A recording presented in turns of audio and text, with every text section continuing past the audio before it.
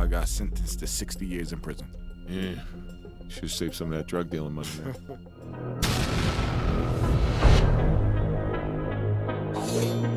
This is gonna hurt.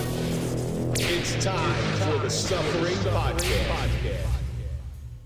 You have just some uniqueness to your story.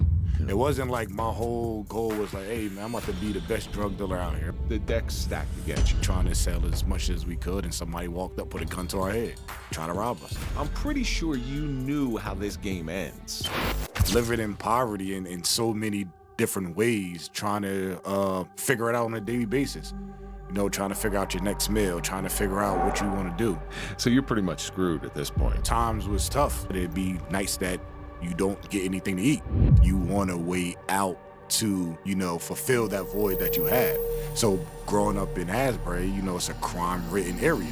A lot of people back then at that time sold drugs. So you'll look at it like, okay, people say don't sell drugs because you don't want to go to jail, but then you see all the nice things that a person can have.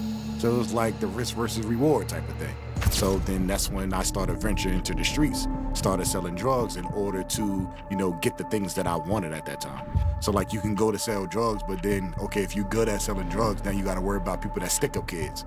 And then it leads to so many other things that you're really not prepared for. And before you know it, you're like sucked up into that world like a vacuum. Trying to save money for college. Well, whatever job you get out of college ain't gonna pay like this. You know, being in the streets, you want to protect yourself. There was a couple of guys, we got into a little altercation. One guy started shooting, I started shooting back, and one of them got shot in the back. And then it also led to somebody getting shot that ended up dying.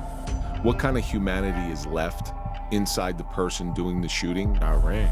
I'm going to do some time. You're being hunted. When they came into the house, they had the house surrounded that I was in. It was probably at least about like 30 or 40 of them. I probably had about like 8 guns to my head while they was cuffing me. You're looking at 60 years, Yes. Okay? This is your life. Like, man, I'm really in prison.